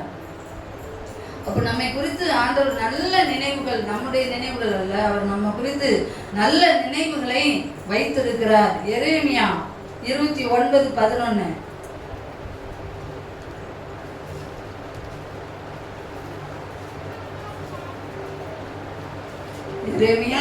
எதிர்பார்த்திருக்கும் முடிவை உங்களுக்கு கொடுக்கும்படிக்கு நான் உங்கள் பேரில் நினைத்திருக்கிற நினைவுகளை அறிவேன் என்று கர்த்தர் சொல்லுகிறார். அவைகள் தீமைக்கல்ல, சமாதானத்துக்கு ஏதுவான நினைவுகளே. ஆமென். பாருங்க, நீங்கள் எதிர்பார்த்திருக்கும் முடிவை உங்களுக்கு கொடுக்கும்படிக்கு நான் உங்கள் பேரில் நினைத்திருக்கிற நினைவுகளை அறிவேன் என்று கர்த்தர் சொல்கிறார். அவைகள் தீமைக்கல்ல, சமாதானத்துக்கு ஏதுவான நினைவுகளே. பாருங்க, எதிர்பார்க்கும் முடிவை, நீங்கள் எதிர்பார்த்திருக்கும் முடிவை உங்களுக்கு கொடுக்கும்படிக்கு நான் உங்கள் பேரில் நினைத்திருக்கிற நினைவுகளை அறிவேன். அப்போ கர்த்தர் நமக்கு நல்ல முடிவுகளை தருவதற்கு அவர் சித்தமுள்ளவராய் இருக்கிறார். நமக்கு நல்லது செய்யறதுக்கு தான் அவர் இருக்கிறார். திருடன் திருடவும் யோவான்ல இருக்கு இல்லையா? திருடன் திருடவும் கொல்லவும் அழிக்கவும் என்று வேறொன்றுக்கும் வரான், நானும் அவைகளுக்கு ஜீவன் உண்டாயிருக்கவும் அது பரிபூர்ணப்படவும் வந்தேன் என்று சொன்னார். இயேசு கிறிஸ்து சொன்னார் இல்லையா? அப்போ நம்ம ஆண்டவர் நித்திய ஜீவனை கொடுக்கறதுக்கு தான் நமக்கு வந்திருக்கிறார். அப்போ அந்த நித்திய ஜீவனை பெற்றுக்கொள்ள என்ன செய்யணும்? நம்ம எல்லாவற்றிலும் பர்ஃபெக்டா இருக்கணும். எல்லாத்துலேயும் ஆண்டவருக்கு ஒரு பரிசுத்தமான ஒரு வாழ்க்கை வாழ்ந்தாதான் நித்திய ஜீவனை பெற்றுக்கொள்ளணும். அதை அடையும்படி அதுதான் ஆண்டவருடைய நினைவுகள் நம்மை குறித்து. யாரும் பாவம் செஞ்சு வழி விலகி கெட்டு போகணும் அப்படின்னு ஆண்டவர் விரும்புவாரா? இல்லவே இல்லை. எல்லாரும் என்ன செய்யணும்? மனம் திரும்பணும். மனம் திரும்பி மறுரூபம் அடைய வேண்டும். அதுதான் ஆண்டவருடைய விருப்பமாய் காணப்படுகிறது. அப்போ அதனால தான் இங்கே சொல்றாரு, நீங்கள் எதிர்பார்த்திருக்கும் முடிவை உங்களுக்கு கொடுக்கும்படிக்கு நான் உங்கள் பேரில் நினைத்திருக்கிற நினைவுகளை அறிவேன் என்று கர்த்தர் சொல்கிறார். அவைகள் தீமைக்கல்ல, சமாதானத்துக்கு ஏதுவான நினைவுகளே. அப்போ சமாதானத்தை கொடுக்கறதுக்கு தான் கிறிஸ்து இயேசு நமக்கு வந்தார் இந்த பூமிக்கு, இல்லையா? அப்போ இந்த நாளில் யாருக்கெல்லாம் சமாதானம் இல்லையோ நமக்கு அவர் என்ன செய்கிறாரு? நன்மையான காரியங்களை செய்யறதுக்கு கர்த்தர் நினைத்திருக்கிறார். நாம ஏன் கவலைப்படணும், இல்லையா? அதனால இனி நம்ம என்ன செய்ய தேவையில்லை, கலங்க தேவையே இல்லை. கர்த்தர் நமக்காக எல்லாவற்றையும் செய்து முடிப்பார். அடுத்து யோபு 42:2. சகலத்தையும் செய்ய வல்லவர், நீர் செய்ய நினைத்தது தடைபடாது என்பதை அறிந்திருக்கிறேன். ஆமென். தேவரே சகலத்தையும் செய்ய வல்லவர், நீர் செய்ய நினைத்தது தடைபடாது என்பதை அறிந்திருக்கிறேன். பாருங்க, வேத புத்தகத்துல இந்த யோபு வாசிச்சா அவ்வளோ ஒரு இது, எவ்வளோ துன்பங்களை அவர் சகிச்சிருக்கிறார். அவர் சகிச்ச மாதிரி நம்மளாம் சகிச்சிருப்போமான்னு தெரியாது. ஆனாலும் கடைசி வர தன்னுடைய உத்தமத்துல ரொம்ப நீதியா அவர் இருந்தார். பாருங்க, யோபு புத்தகத்தை வாசிச்சிருப்பீங்க, உங்களுக்கு தெரியும். கடைசி வரைக்கும் அவர் என்ன செஞ்சார்? தன்னுடைய வாயில பாவம் செய்யல, வாயினால பாவம் செய்யல, இருதயத்திலையும் அவர் என்ன செய்யல? பாவம் பண்ணல. அவர் கடைசி வரை தன்னுடைய உத்தமத்தை காத்து கொண்டாருன்னு நம்ம யோக புத்தகத்தில் நம்ம பார்க்குறோம். அவருக்கு ஒரு நம்பிக்கை, இவ்வளோ தன்னுடைய சரீரம் முதலாய் உருக்குலைந்த போதும் கூட அவருக்குள்ள என்ன இருந்துச்சு? ஒரு நம்பிக்கை இருக்கணும். இன்றைக்கு ஒவ்வொரு வாழ்க்கையிலும் ஒவ்வொரு பிரச்சனைகள் இருக்கத்தான் செய்யும், கவலைகள் கண்ணீர் இருக்கலாம். ஆனால் தேவன் எனக்கு நன்மையான காரியத்தை செய்வார் என்று சொல்லி விசுவாசிக்க வேண்டும். விசுவாசிச்சாதான் நன்மையான காரியங்கள் நடக்கும். சந்தேகப்பட்டா நடக்குமா? சந்தேகப்படுறவங்க ஏதாவது ஆண்டவர்கிட்ட கிடைக்கும் அப்படின்னு சொல்லி என்ன செய்யக்கூடாது? நினைக்கவே கூடாதுங்கிறாரு. ஏதாவது ஆண்டவர்கிட்ட பெற்றுக்கொள்ளலாம்னு நினைக்கவே கூடாது, அவிசுவாசம் இருந்தா. அப்போ விசுவாசம் உள்ளவர்களாய் கேட்டாதான் ஆண்டவர் நிச்சயமா தருவார். என் தேவன் எனக்காக எல்லாவற்றையும் செய்து முடிப்பார் இல்லையா? இங்க அதான் யோபு சொல்றாரு, தேவரீர் சகலத்தையும் செய்ய வல்லவர், செய்ய நினைத்தது தடைபடாது என்பதை அறிந்திருக்கிறேன். ஆண்டவர் நினைத்தது என்ன? யோபு சாத்தான்ட்டே ஆண்டவர் சவால் விடுறாரு, நீ அவனுடைய சரீரத்தை என்ன வேணாலும் பண்ணிக்கோ, ஜீவனை மட்டும் எடுக்காத அப்படிங்கிறாரு ஆண்டவர் இல்லையா? அப்ப யோபு மேல எவ்வளவு நம்பிக்கை ஆண்டவர் வச்சிருக்கிறாரு. அப்ப அதே போல நம்மை குறித்து ஆண்டவர் அப்படி சொல்ல முடியுமா? எல்லாவற்றிலும் பர்ஃபெக்டா இருக்கும் அப்படின்னு சொல்ல முடியுமா? யோபு மாதிரி நம்ம நீதிமானா வாழணும். உலகத்துல நீதிமானா இருந்தாதான் இந்த காரியங்களெல்லாம் பேச முடியும், சொல்ல முடியும். நம்ம ஒரு நீதிமானா மாறணும். கடை முடிவு வரைந்து நிலைத்து நிற்பவனே ரட்சிக்கப்படுவான். அப்போ இந்த இடத்துல பார்க்கும் பொழுது அவர் செய்ய நினைத்தது தடைபடாது. அவர் செய்ய நினைத்தது என்ன? யோபும் இந்த சோதனையிலெல்லாம் வெற்றி பெறுவான்னு ஆண்டவருக்கு தெரியும். வெற்றி பெறுவான் கண்டிப்பா. அப்போ அவனுக்கு நான் ரெட்டத்தனையா நன்மைகளை செய்வேன் அப்படின்ட்டு ஆண்டவர் என்ன செய்யறாரு? நினைக்கிறாரு. அதே போல யோபனுடைய சோதனை சாத்தானால யோபனுடைய சோதனை காலங்கள் முடிந்த உடனே ரெட்டத்தனையான ஆசீர்வாதங்களை கர்த்தர் கொடுத்தாரா இல்லையா? கொடுத்தார். யோபுக்கு முன்னிருந்த எல்லாவற்றையும் பார்க்கிலும் இழந்த அத்தனையும் டபுள் மடங்கா 2 மடங்கா ஆண்டவர் கொடுத்தார். அவருடைய ஆயுசு நாட்கள் எப்படின்னு பார்த்தா 4 தலைமுறை. 4 தலைமுறைகளை கண்டுதான் அவர் என்ன செஞ்சாரு? மரித்தார். பூரண வயது சென்றவராய் தான் அவர் மரித்தார். அப்போ அவருடைய வாழ்ந்த காலத்துல நம்ம எப்படி வேணாலும் வாழலான்றது வாழ்க்கையில இப்படிதான் வாழணும். கர்த்தருக்காய் நம்முடைய எல்லா காரியங்களையும் கர்த்தரை நம்ம என்ன செய்யணும்? வெளிப்படுத்துகிறவர்களாய் காணப்படணும். அப்போ நம்மளை ஒரு விஷயம் கூட இன்னும் நம்ம என்ன செய்யணும்? ஆண்டவர் சமூகத்துல ஒப்பு கொடுக்கணும். நம்முடைய எல்லா காரியங்களையும் ஆண்டவர்கிட்ட இந்த நாளில நம்முடைய இருதயத்துல, நம்முடைய சொல்லுல, நம்முடைய செயல்ல, நம்முடைய நடக்கையில, கிரியில என்ன பாவம் இருந்திருந்தாலும் கூட ஆண்டவர் சமூகத்துல வந்து சொல்லி அவருடைய சமூகத்துல முழங்கால் படியும் பொழுது நிச்சயமா எல்லாவற்றையும் அவர் மாற்றி நம்மை ஒரு புதிய மனுஷியாக உருவாக்க அவர் வல்லவராய் இருக்கிறார். அது மட்டுமல்ல, அவர் எதற்காக நமக்கு யோபுவை அந்த விதமாய் ஆசீர்வதித்தார்.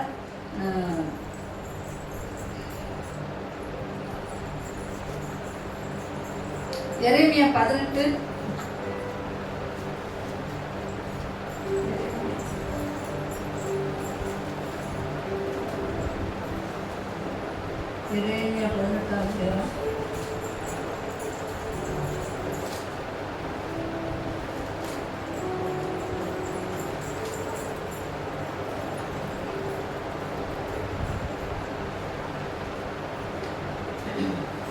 எரேமியா 1 வாசிக்குமா? கர்த்தரால் எரேமியாவுக்கு உண்டான வசனம், நீ எழுந்து குயவன் வீட்டுக்கு போ, அங்கே என் வார்த்தைகளை உனக்கு தெரிவிப்பேன் என்றார். அப்படியே நான் குயவன் வீட்டுக்கு போனேன்.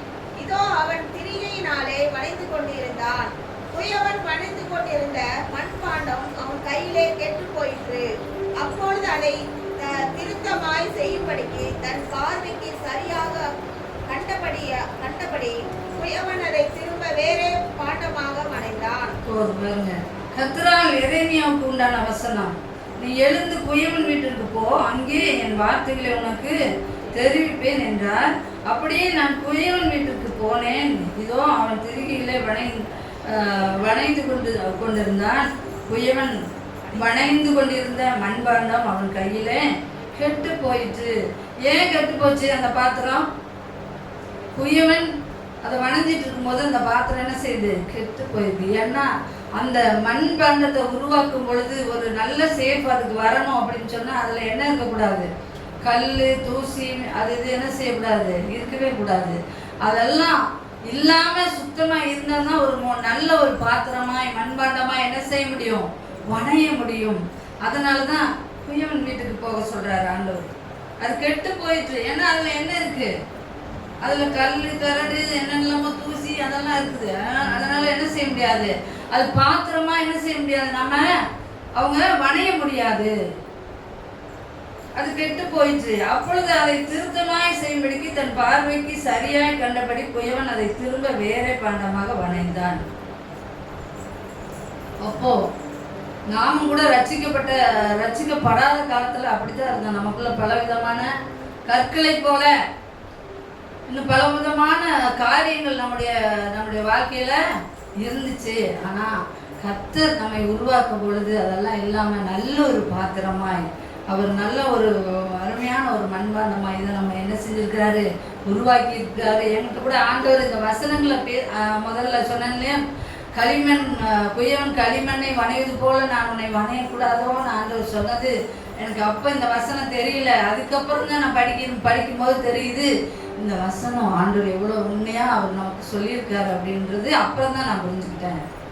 அப்போது நம்முடைய வாழ்க்கையை சீர்படுத்தணும், ஸ்திரப்படுத்தணும் அப்படின்னா ஆண்டவர் நம்முடைய வாழ்க்கையில் உள்ள பாவமான காரியங்கள் எல்லாம் நம்மளை விட்டு கடந்து போகணும். அப்போ தான் நல்ல பாத்திரமா வணைய முடியும். அப்போ ஆண்டவர் அந்த இடத்துல அதனால தான் அப்படி சொல்லப்பட்டிருக்குது. அந்த காரியங்கள் எல்லாம் நம்மளை விட்டு கர்த்தருக்கு பிரியமில்லாத காரியம் நம்முடைய வாழ்க்கையில் எதென்ன இருக்குதோ அதெல்லாம் என்ன செய்யணும்? இந்த நாளில் ஆண்டவர் சமூகத்தில் ஒப்பு கொடுத்து விட்டு விட வேண்டும். பாருங்க, இந்த லூக்கா 23:41 எடுக்க வேண்டாம். லூக்கா 23:41 கூட சொல்லப்பட்டிருக்குது. அந்த 2 கல்லர்கள் இருந்தாங்க இல்லையா? அதில் ஒரு கல்லர் ஒருத்தர் சொல்கிறான், நம்மெல்லாம் குற்றம் செஞ்சு அடிக்கப்பட்டோம். நாமோ நியாயப்படி தண்டிக்கப்படுகிறோம். நாம் நடப்பிக்கு தக்கவைகளுக்கு தக்க பலனை அடைகிறோம். இவரோ தகாத ஒன்றையும் நடப்பிக்கவில்லையே என்று அவனை கடிந்து கொண்டு இயேசுவை நோக்கி, ஆண்டவரே, நீர் உம்முடைய ராஜ்யத்தில் வரும்போது அடியனை நினைத்தருளும் என்றான். பாருங்க, இங்க கூட அந்த கல்லன் எப்படிப்பட்ட சிலர் பாவம் செஞ்சு எப்படி இல்லாம வாழ்வாங்க. ஆனா உயிர் போற நேரத்துல ஆண்டவரை ஏற்றுக்கொண்டு இருக்காங்க. அப்படி நான் பார்த்துருக்கேன். உயிர் போற நேரத்துல சாக கிடக்கிற நேரத்துல அப்பதான் அவங்க குற்றத்தை எல்லாம் உணர்ந்து மனம் திரும்புவாங்க.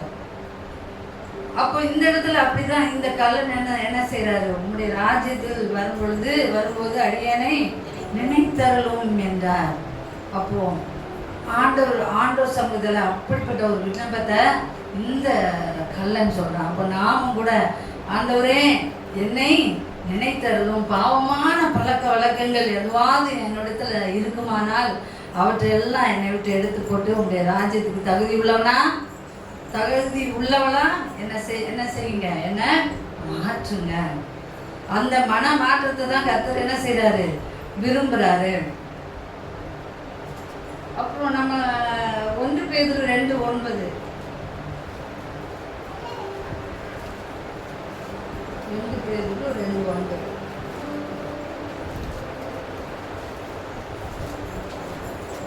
சாரி 1 பேதுரு 2:9 நீங்களோ உங்களை அந்தகாரத்தில் நின்று நம்முடைய ஆச்சரியமான ஒளியினிடத்துக்கு வரவழைத்தவருடைய புண்ணியங்களை அறிவிக்கும்படிக்கு தெரிந்து கொள்ளப்பட்ட சந்ததியாயும் ராஜரீகமான சாசாரிய கூட்டமாயும் பரிசுத்த ஜாதியாயும் அவருக்கு சொந்த ஜனமாயும் இருக்கிறீர்கள். ஆமென். நீங்களும் உங்களை அந்தகாரத்தினின்று தம்முடைய ஆச்சரியமான ஒளியிடத்திற்கு வரவழைத்தவருடைய புண்ணியங்களை அறிவிக்கும்படிக்கு. நம்ம எதுக்காக தெரிந்து கொள்ளப்பட்டிருக்கோம்? எதுக்காக ஆண்டவர் நம்மை தெரிந்து கொண்டிருக்கிறார்? அந்த காலத்திலிருந்து தம்முடைய ஆச்சரியமான ஒளியிடத்துக்கு வரவழைத்தவருடைய புண்ணியங்களை அறிவிக்கும்படிக்கு தெரிந்து கொள்ளப்பட்ட சந்ததியாயும் ராஜரீக ஆசாரிய கூட்டமாயும் பரிசுத்த ஜாதியாயும் அவருக்கு சொந்தமான ஜனமாயும் இருக்கிறீர்கள். அப்போ அந்த காலத்தில் இருக்கிறவங்களை ஆச்சரியமான அவருடைய ஒளியின் இடத்துக்கு நம்ம என்ன செய்யணும்? அநேகரை அழைத்து வர வேண்டும். அதற்காக தான் நம்மை ஆண்டவர் என்ன செஞ்சிருக்கிறாரு? தெரிந்திருக்கிறாரு. ஆண்கள் மட்டும்தான் போய் ஊழியம் செய்யணும் அப்படி இல்லை, பெண்களும் செய்யலாம். பெண்கள் நல்லா செய்யலாம் ஊழியம். நல்லா யாரையும் கூட்டிட்டு நான் தனியாகவே தான் போகணும். தனியாக தான் போய் ஊழியம் செஞ்சுட்டு இருக்கிறேன். 2 போகிறது, அது நம்ம 2 பேரை போகிறது தான் நல்லது. பட் நான் சகோதரிகளை தான் போய் பார்க்கறது. ஏன்னா அந்த ஒவ்வொரு குடும்பத்தில் பெண்கள் படாத பாடுபட்டு இருக்கிறாங்க. கூட்டத்தை சேர்த்துக்கிட்டு போக முடியாது. தனியாக நம்ம போகும்போது அவங்களுடைய காரியங்களெல்லாம் நம்மளோட பர்சனல் விஷயம் நல்லா சொல்லுவாங்க. இது இப்படி இருக்குது, அப்படி இருக்குது, இதுக்காக தோமனுங்க அப்படின்னு சொல்லுவாங்க. அப்போது அந்த காலத்தில் இருக்கிறவங்களை எல்லாம் என்ன செய்யணும்? ஆச்சரியமான ஒளியின் இடத்திற்கு அவருடைய புண்ணியங்களை சொல்லி நம்ம என்ன செய்யணும்? அழைத்து வர வேண்டும். அதற்காகத்தான் ஆண்டவர் நம்மை தெரிந்து கொண்டிருக்கிறார். அதுதான் ஆண்டவருடைய நினைவு. என் நினைவுகள் உங்கள் நினைவுகள். நல்ல அழகாக நல்ல சம்பளம் வரும், சாப்பிட்டுட்டு நல்ல விதமாக ட்ரெஸ் பண்ணிட்டு படுத்து தூங்கிட்டு ஜாலியாக சினிமா தேட்டருக்கு போய் இருக்கிறதுக்கு அல்ல ஆண்டவர் நம்மளை அழைக்கலை. டிவி பார்த்துக்கிட்டு செல்ஃபோன் பார்த்துட்டு இருக்கிறதுக்கு நம்மளை அழைக்கலை. அவருடைய புண்ணியங்களை அறிவிக்கும்படியாக பரிசுத்த ஜாதி நம்ம ஆசாரிய கூட்டம். எவ்வளோ பெரிய உயர்ந்த ஒரு ஸ்தானத்தை இது மனுஷன் கொடுக்க முடியுமா? ஆனால் கர்த்தர் கொடுக்குறார். பாவியான ஒரு மனுஷனுக்கு, தகுதி இல்லாத ஒரு மனுஷனுக்கு ஆண்டவர் என்ன செய்கிறாரு? இப்பேற்பட்ட ஒரு அருமையான காரியத்தை ஆண்டவர் என்ன செய்கிறாரு? கொடுத்திருக்கிறார் நமக்கு. நீங்களோ உங்களை அந்த காலத்தினின்று தன்னுடைய ஆச்சரியமான ஒளியினத்துக்கு வரவழைத்தவருடைய புண்ணியங்களை அறிவிக்கும்படிக்கு தெரிந்து கொள்ளப்பட்ட சந்ததியாயும். நம்மள யாரு? தெரிந்து கொள்ளப்பட்ட சந்ததி, ராஜரீக ஆசாரிய கூட்டமாயும் பரிசுத்த ஜாதியாயும். எப்படி? பரிசுத்த ஜாதி. முந்தி நம்ம எப்படி இருந்தோம்? பரிசுத்தம் இல்லாமல் இருந்திருக்கலாம். இப்பொழுது ஆண்டவரிடத்துல வந்த நாம் யாரு? பரிசுத்த ஜாதி. என்றெல்லாம் யாரும் ஜாதியை பற்றி பேசினாங்க. நான் அந்த ஜாதி, இந்த ஜாதி, அவங்க அகமுடையார், இவங்க வெள்ளை கவுண்டரு, அவங்க இப்படி நிறைய கம்யூனிட்டி ஜாதியை பற்றி சொல்லுவாங்க. நான் சொல்லுவேன், நாங்களாம் பரிசுத்த ஜாதி, ராஜரீக ஆசாரிய கூட்டம், நாங்கள் மேன்மையான ஜாதின்னு சொல்லுவேன் நான். அதனால் ஜாதியை பற்றி யாருமே சொல்ல முடியாது. சிலருக்கு ஜாதி, நான் இந்த ஜாதி அந்த ஜாதின்னு சொல்லி என்ன செய்ய பெருமை பாராட்டணும். ஆண்டவர் சொல்லியிருக்கிறாரு பரிசுத்த ஜாதின்னு சொல்லியிருக்கிறாரு. பரிசுத்த ஜாதி ஆசாரிய கூட்டம், ராஜரீக ஆசாரிய கூட்டம். எவ்வளோ பெரிய மேன்மையான ஒரு காரியம் பாருங்க. இப்படிப்பட்ட காரியங்களை கர்த்தர் நமக்காக வச்சிருக்கிறாரு. நம்ம ஏங்க கவலைப்படணும்? எதுக்கு துக்கப்படணும்? அவருடைய சமாதானத்தை நமக்கு வைத்து போயிருக்கிறாரே. அப்போ கர்த்தருடைய சமாதானம் நம்முடைய இருதயத்தில் எப்பொழுதும் ஆழக்கடவுது. அப்போ இந்த அதிகாலையில் ஆண்டவரை தேடும் போது தான் இந்த மெய் சமாதானம் நமக்கு கண்டிப்பாக வரும். அது யாராக இருந்தாலும் சரி, என்ன வேலையாக இருந்தாலும் சரி, அதிகாலையில் ஒரு 4 மணி அல்லது 5 மணிக்காவது எதிர்த்து என்ன செஞ்சிடணும்? ஆண்டவர் சமூகத்துக்கு கடந்து வந்துடணும். ஜெயாவுக்கெல்லாம் அப்படிதான் சொல்லியிருக்கேன். ஜெயாவுக்கு விக்கிர ஆராதனை தான். அங்கே ஊர்லெல்லாம் பயங்கரமாக இதாக இருப்பாங்க கோயிலில். அந்த மாதிரி இருக்கிற ஒரு பொண்ணு. அதுக்கு ஆண்டவருடைய சத்தியத்தை சொல்லி ஆண்டவரை அந்த இதயத்தில் ஏற்றுக்கொள்ள வைச்சதே பெரிய விஷயம். இன்றைக்கு பிள்ளைகள் எல்லாம் ஆண்டவருக்குள்ள என்ன செஞ்சிருக்கு? பிள்ளைங்களுக்கெல்லாம் ஆண்டவரை பற்றி சொல்லி அங்கே ஊரில் கூட பிள்ளைங்கள்லாம் ஆலயத்துக்கு போயிட்டுருக்காங்கன்னு சொல்கிறாங்க. அப்போது ஆண்டவருடைய புண்ணியங்களை யார் எப்படி இருந்தாலும் நம்மளுடைய வேலை என்ன? பரிசுத்தமாக்குறது ஆண்டவருடைய வேலை. நம்ம என்ன செய்யணும்? புண்ணியங்களை அறிவிக்கணும். கர்த்தர் எப்பேற்பட்ட பாவியின் மீது என்ன செய்கிறாரு? அன்பா இருக்கிறாரு. மற்றவர்களுடைய குறைகளை நம்ம பார்க்க வேண்டாம். அவங்க ஆண்டவருக்குள்ள எப்படி இருக்கிறாங்க அப்படின்னு அதை மட்டும்தான் நம்ம என்ன செய்யணும்? பார்க்கணும். அப்போ ஆண்டவர் நம்மளை இப்படிப்பட்ட மேன்மையான காரியத்தை கொடுத்து நம்ம என்ன செஞ்சுறாரு? அழைச்சிருக்கிறாரு. மற்றவங்களுக்கு நம்ம ஒவ்வொருவரும் மற்றவங்களுக்கு புண்ணியங்களை, அவருடைய புண்ணியங்களை அறிவிக்கிறதுக்காக தான் அவர் நம்மை அழைத்திருக்கிறார். அதுதான் அவருடைய நினைவுகள். அது மட்டுமல்ல, மத்திய 28:18-20 சொல்லப்பட்டிருக்குது. இதோ உலகத்தின் முடிவு எல்லா ஜனங்களையும் நீங்க போய் என்ன செய்யுங்க? சீசராக்குங்க. இயேசு கிறிஸ்துவின் நாமத்தினால சீசராக்குங்கள். இதோ உலகத்தின் முடிவு பெரியதும் நான் உங்களுடனே கூட இருக்கிறேன். அப்போ உலகத்தின் முடிவுக்கு பரியந்தம் கர்த்தர் நம்மோடு கூட இருக்கிறார். நம்முடைய வேலை ஒரு பரிசுத்த சந்ததியை என்ன செய்யணும், நம்ம மூலமா உருவாக்கணும். அதுக்காக தான், அதுதான் அவருடைய நினைவுகள். நம்முடைய நினைவுகள் போல நடக்கக்கூடாது, கர்த்தருடைய நினைவுகள் போல நம்ம என்ன செய்யணும், நடக்கணும். அநேக ஆத்மா படி ஊழியக்காரர் மட்டும் போய் செய்யக்கூடாது. ஊழியக்காரர் குடும்பம் மட்டும் இல்லை, ஒவ்வொரு விசுவாசியும் போய் என்ன செய்யணும், ஊழியம் செய்யணும், ஆத்மா அறுவடை செய்யணும். அதுக்காக தான் கர்த்தர் கூயவனே படைப்பின் காரணரே களிமண்ணான என்னையுமே கண்ணோக்கி பார்த்திடுமே களிமண்ணான ஒரு அர்ப்பணிப்போடு நீங்க பாடணும். தயவு செய்து ஒரே ஒரு நிமிஷம் மட்டும்.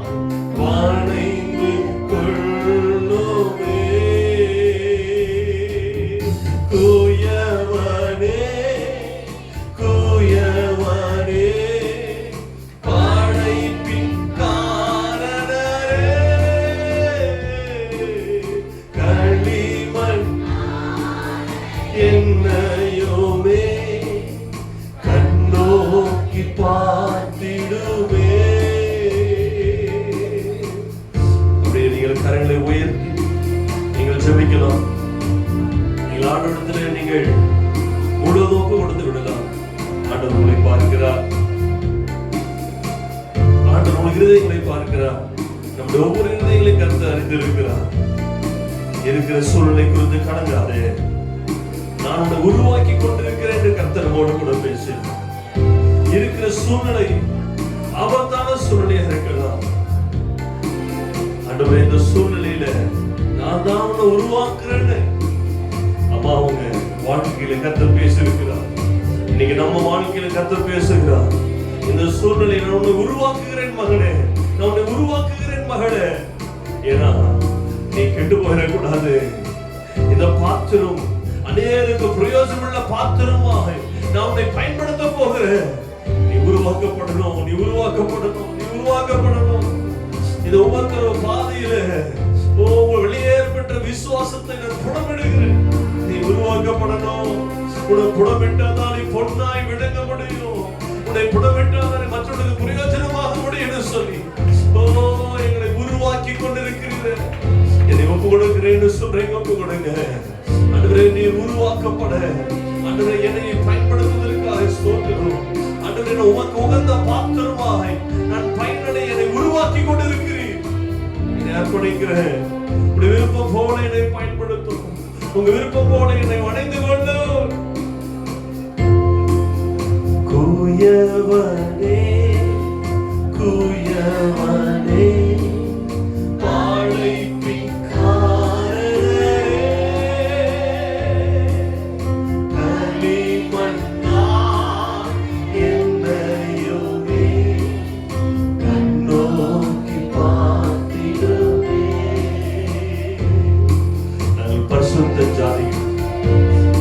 பரிசுத்த ஜாதிகள்.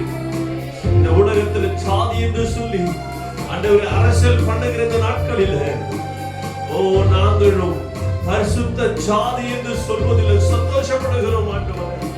உம்முடைய பரிசுத்த சந்ததி என்று சொல்லுகிறதுல நாங்கள் மகிழ்ச்சி அடைகிறோம் ஆண்டவரே. எங்களை ரட்சித்த தெய்வம், எங்களை மீட்ட தெய்வம் ஆண்டவரே, உம்முடைய புண்ணியங்களை நாங்கள் அறிவிக்க போகிறோம். உம்முடைய ஊழியம் செய்ய நாங்கள் அர்ப்பணிக்கிறோம் ஆண்டவரே. எத்தனை பேர் என்னோடு கூட சேர்ந்து என்னை ஆச்சரியமான ஒளிக்கு அடைந்து செய்த தேவனுடைய புண்ணியங்களை நான் அறிவிக்க போகிறேன். நெருக்கத்தில், கஷ்டத்தில், கண்ணீரில், துன்பத்தில் உள்ள ஜனங்களுக்கு ஆண்டவரே நான் ஊழியம் செய்ய போகிறேன். பெண்களா இருக்கலாம், ஆண்களா இருக்கலாம், நாங்க ஊழியம் செய்ய போகிறோம். உமக்கு சேவை செய்ய போகிறோம். உமக்கு என்று நாங்கள் வாழ போகிறோம்.